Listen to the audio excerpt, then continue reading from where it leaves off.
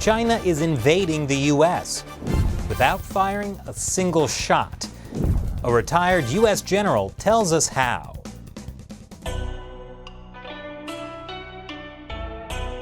Welcome back to China Uncensored. I'm Chris Chappell. Tensions between the United States and China are at an all-time high. In Washington, the dialogue around China has changed. The U.S. relationship with China is now being called strategic competition. To get a better idea of what that means, I sat down recently with retired Air Force General Robert Spalding in Washington, D.C. He was the Senior Director for Strategic Planning on the National Security Council and advised the Trump administration on China. Well, thank you for joining me, General. Great to be here. Glad to hear it. So you advised the White House and helped draft the national security strategy, and it mentions China more than any other country. Why is that?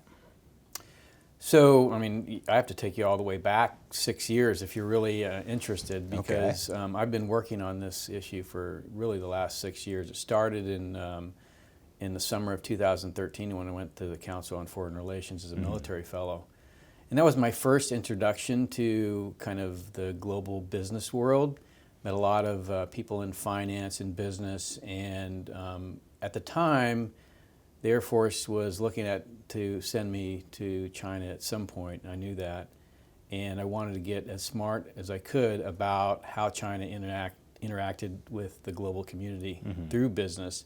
And so I started asking questions. And my going in assumption at the time was that, and I think this is indicative of all Americans, is a sense of hubris, a sense that our model, our economic model, our social model is number one. It's without reproach, and that while China was growing at the time, it was its growth model had come to an end. It was going to stagnate, and then we were going to essentially flip the switch, the growth switch back on, and we were going to essentially climb away from it. And China would become a democracy. And China would become a poorer totalitarian country, which would at some point lead them to believe that, hey, we need to open up and become a democracy and so we can grow again like the United States.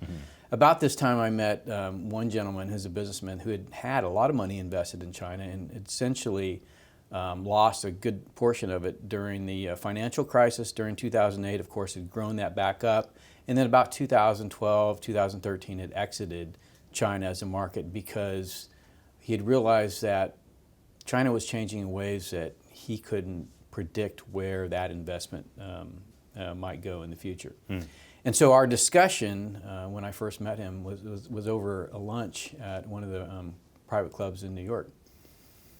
And we essentially got into an argument. I said, hey, they're going to stagnate, they're not going anywhere. And he said, oh no, they're not going to stagnate, they're going to grow. And they're going to grow and they're going to become the most powerful country in the world. And I said, that's just not, that can't be. America's democratic society and free market system is much better than kind of the state-led model. And he says, you don't know what you're talking about. And the truth is, I'd spent 20-something years in the military, focusing on how to go to war with countries, not how to go to business with them. And so, looking back, it was evident that I didn't know what I was talking about, and he did. And so that led to a relationship where we, over the next year, corresponded. I eventually moved over to the Joint Staff to be the advisor on China to the Chairman of the Joint Chiefs. And he would send me data about China's economy, doing business in China, what was going on. And it was the fall of 2014. He sent a briefing to me, and sat in my inbox for about a week. And I opened the email up one day when I had a minute of peace in the Pentagon, and I started reading the briefing. And literally my mind broke because I realized that I did not know. Here I was, had a PhD in economics, a decorated military officer, and I did not know how the international world worked, and I suspected because of that, because of my background, that most people didn't know as well. And so this started an intense effort to really dig down deep into how everything from, finance, trade, investment, immigration, the internet, media, politics, all of that, how it all works and how it serves. And what I found is how it has served China's the Chinese Communist Party. Well, I'm curious what strategy was in this briefing that blew your mind. Yeah. So again, you have to go back to my background. I'm a B-2 pilot. Primarily, we train to take societies apart, right? If the U.S. wants to oppose its will, it has a political, essentially Clausewitz says war is politics by other means. One good example was the war in Kosovo. We sought to stop Milosevic. Again, the way that you create that political pressure to stop Milosevic is you eventually strangle his ability to control the country, and then they capitulate. So I had studied how to do this from the air with weapons. Yeah. What I saw in that briefing, and because I had a doctorate in economics, could understand and fathom, was that here was a model for doing the exact same thing with economics. And so business becomes China's B-2 bomber. Exactly, and it was actually kind of like the B-2, which is a stealth aircraft. It was a stealthy operation primarily because of our own laws. Companies can't talk about, and often are unwilling to talk about what happens to them, either because it affects their valuation, or because the general counsel in their company says you can't share that, or there's a general uneasiness about talking to government. And so in that briefing, I saw vignette after vignette of how specifically elements in China had gone after companies to put them under pressure, under duress, in order to acquire some specific piece of technology or intellectual property, and it was going on, across the country. And I said, okay, if this is happening, what else is happening? What else do I not know? And that, like I said, that started this entire effort. That led ultimately, I finished my tour on the Joint Staff. I went to be the defense attaché in Beijing, and eventually to work on the National Security Council, where by that time I had a good, fulsome picture of everything that was going on. And it really requires you to kind of look at the incentive structure of the system. The thing that America has patented and why we've been so successful, our democratic model aligned with the liberal capitalist system, is that we aligned private profit motive with national interest. In other words, if you're doing well, the country's doing well. What I found was China had done the same thing, except align your private profit motive wherever you were with their national interests. And so if you were doing well, China was doing well. And it was actually quite brilliant. And so basically, all I had to do at the National Security Council was help educate people on what was going on. Just like I had spent the prior 5 years teaching myself, or 4 years teaching myself about what was going on. Then it was just time to essentially share that with my colleagues. And once you start to understand how the world works along all of these different areas of globalization, then you understand that the system's actually set up so that a totalitarian regime can actually do quite well. And actually not just do well from an economic perspective, but also do well in terms of transferring their values into democratic societies. And so the so what of what I found was not that, in the Defense Department, we essentially prepare for war. That's what we do. And then we go to war if it comes to that. What I found was, the Chinese way of doing things didn't require war. It just required you to stay open for business. And that slowly it would allow the suppression of freedoms that we currently take, quite frankly, for granted. And so it's not just, hey, it's going to improve their economy. Hey, it's going to actually undermine your democracy. Yeah, I believe over they time. used the term unrestricted warfare to describe this. Well, that was, I read that when it came out in 1999. I thought, well, this is preposterous. We're never. First of all, we're never going to go to war with China. We're never going to have armed conflict. We're two nuclear armed countries. Nobody in their right mind wants to go to war with a nuclear armed country just because of all the potential for risk and devastation. And so I discounted it, and it's because, quite frankly, the guys that wrote that were actually quite prescient. They could see into the future and see what openness would mean in terms of an incentive, or not an incentive, but an opportunity for China to essentially get gains at democracy's expense without creating any kind of risk whatsoever.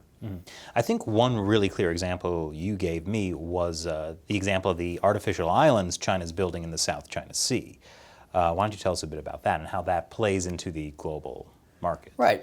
So if you think about today how global finance works, a lot of it is done by index investing. In other words, an index tracks a certain set of companies, and institutional investors, retirement funds, basically invest in those companies based on what the index calls for. So recently, the MSCI Emerging Markets Index increased its weighting from 5 to 20%, and that results in a significant amount of money going to China in the next year. Over the next year, almost $1 trillion US will go into China's stock market. That's money that's coming right out of our retirement funds. Now, some of these companies do things like build islands in the South China Sea, or build aircraft carriers, or help the oppression currently going on in Xinjiang. So, in essence, you have our retirement funds are being invested in things that, quite frankly, we call out from a national perspective. In other words, the Department of Defense is sending Navy ships within 12 nautical miles of illegal islands in the South China Sea, while our public employees are investing in those islands. It's insane. So what would you say is the single biggest threat to the U.S. from China?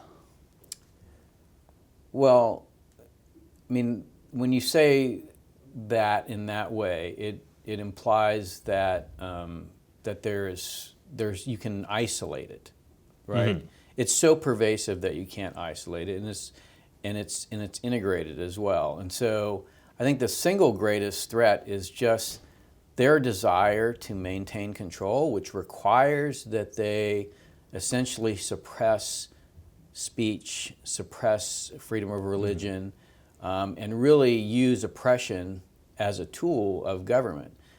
All three of those things essentially were called out by FDR in his State of the Union address in 1941.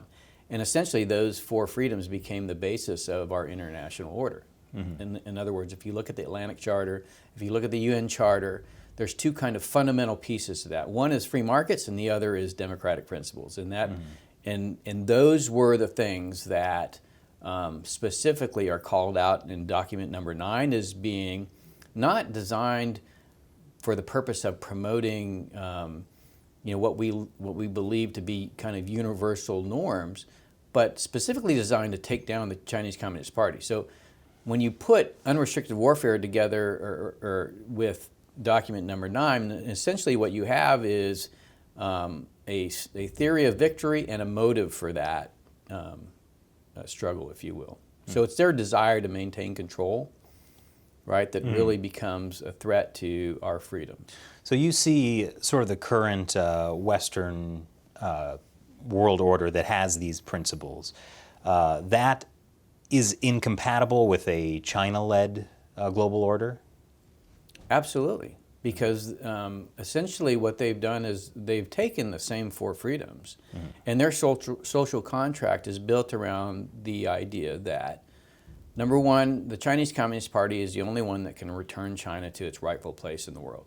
Number two, in order for us to do that, we have a social contract with the Chinese people. And that social contract is we will essentially deliver continuous economic growth as long as you don't challenge our right to rule.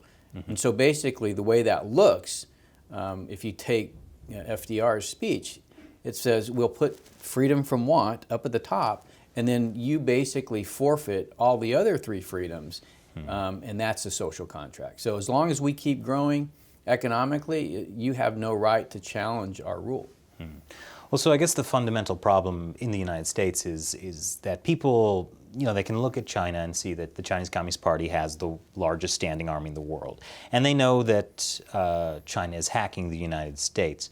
But it seems like there's a lot of specific strategies the Communist Party is using that the American public might not be too aware of. What are some of those strategies? Well, I already talked about global finance, how they use global finance basically. So they're $30 trillion in debt right now. They have a non-convertible currency and strict capital controls. Money, especially from elites, is trying to flee the country. They're clamping that down, and they're using the flow of capital from the West to kind of shore up their financial markets. In trade, you have essentially, and this is also within the country, you have very low regulation. In other words, if you look at trade from their standpoint, we have 4 inspectors. The United States has 4 inspectors in China. I believe 2 in Shanghai and 2 in Shenzhen. These inspectors are not allowed to look inside any containers. They get manifests. They may call out, hey, we think there's a problem here with this container. Of course, then the Chinese go and do the inspections on behalf of them. Then you have to deal with the fact that by Chinese law, there's no timeline required in terms of when you declare that container exported. So it can be already on the ship and gone. Also, a majority of the lading is done during the weekends, and if you're a Chinese customs officer, you're penalized if you slow down the lading process. So in essence, you have an export system that is completely, it sends everything that gets produced, which is why you have issues like fentanyl. Investment. The Chinese use finance to come out and look at even companies that our Defense Department is investing in to develop technologies. They wait till those can't find investment here in the United States because it's a tough business keeping a business going. If you're trying to prove out a new technology, they'll swoop in, they'll take the business, they'll take it back to China, they'll commercialize it, and then they got the technology for both their military and they export it back to the United States. Intellectual property theft, they're able to, because of our laws, one company can steal a technology, it can transfer that technology to another company in China. That company can produce the goods, export it to the United States. So now they're making money, but because of discovery laws in our own legal system, the company that was originally ripped off has no recourse. And so along all areas of our connectivity, they have an ability to, essentially, they've re-engineered globalization to their advantage. So they're using our laws to undermine us. Our laws, our markets, our financial system, our media, our internet, you name it. Well, so what is the U.S. doing about this?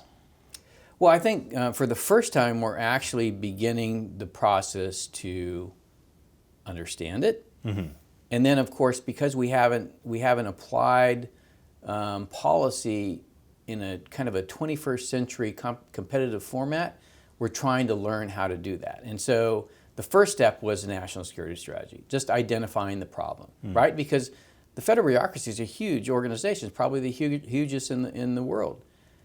And so you have to identify the problem. But then once you identify the problem, that message has to be inculcated in a very large bureaucracy. And then after that, the bureaucracy has to figure out what does it do about it, right? It's not sufficient just to understand it. Now you have to figure out, okay, based on our laws, based on how globalization works, how do we fix things? Okay.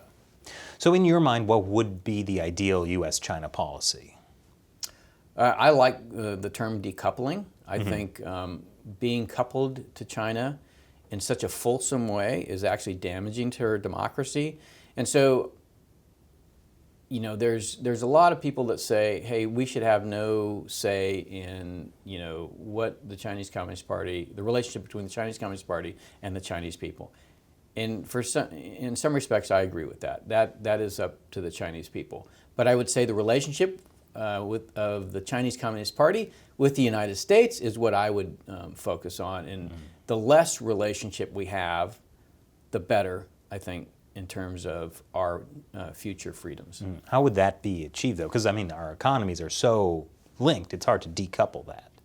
Well, if you go back to the before the WTO, every single year we had a vote in the Congress on whether to extend most favored nation status to the Chinese. Prior to that, no major American corporation would invest in any significant way in China, right? Because large companies need to have stability in their operations. And so I think the more we understand about the problem, and the more that creates a need within the American people to say, hey, let's rethink the relationship, and let's actually see how it affects us is it in a positive way or is it in a negative way? As those questions begin to be asked, corporations are going to have to take a step back and say, does it make a lot of sense for me to have significant operations in China when they can be impacted by the relationship going forward? So I think in essence, those things are already beginning to happen. You're beginning to see corporations begin to rethink how they structure their operations abroad, particularly if they have significant operations in China. What they're hoping, and I think wrongly so, is that these trade negotiations make everything go back to normal. Once people begin to wake up to what's going on, I think you're going to see more and more calls, particularly in Congress, that we actually strictly look at the relationship for what it is and how it benefits or doesn't the United States people or the American people, and then do the right thing. Okay. One final question. Do you think China is the next superpower? No. I think, quite frankly, I think that, we're going to go back, we're going to look back in history, we're going to say, after 2008, the Chinese Communist Party viewed itself as ascendant, and I think viewed its strategy as ascendant. And I think that caused them to do some things that actually, they moved away from hide and bide, and I think in doing so exposed the Communist Party for what it is, and therefore allowed people to kind of wake from their slumber and understand what's going on. I think you can't put that back in the box. It's out for everybody to see, and now it's just a matter of, will democracies do the right thing, or they allow themselves to be essentially bought into co-opting their freedoms for profit. Well, that was very enlightening. Thank you for joining us today, General. Absolutely. Thank you again, General. There's actually much, much more to learn. Fortunately, we sat down together on the China Unscripted podcast, and it's frankly pretty horrifying. So click the link and check it out.